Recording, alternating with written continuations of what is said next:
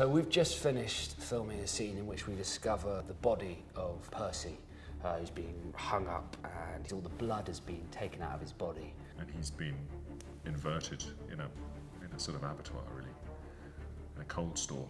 It was particularly gruesome. Sergeant Thatcher had been alerted and gone and found a hanging body in a cold store. It was quite disturbing having all those carcasses hanging around the place. That's one of the first instances where you actually see the three of us sort of coming into a crime scene together.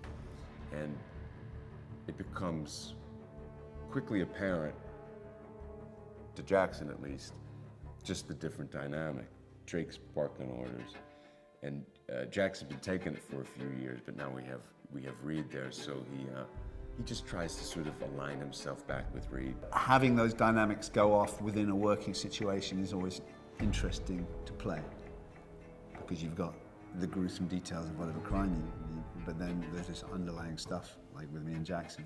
Reid and Drake, the status has slightly shifted because Drake is Reid's superior. Drake's running the station. So there are little slight touches, but the dynamic of the three is, it feels similar.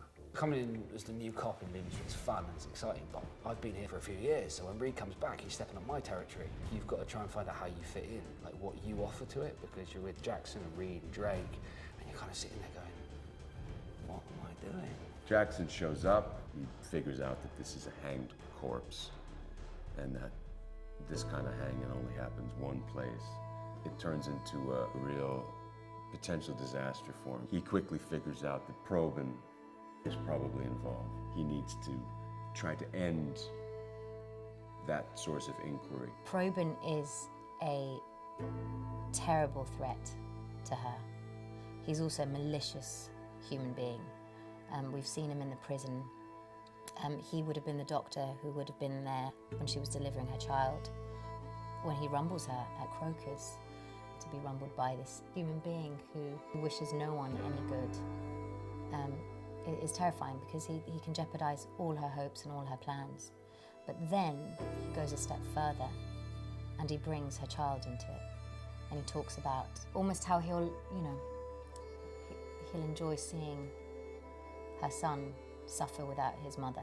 Appears as if she's calm and cool, but underneath she's not. She's a tigress. Anyone who hurts or harms or speaks ill of her child is in danger. We've got a whole load of new characters coming in, offering like problems and solutions, and there's a lot of violence, there's a lot of humour,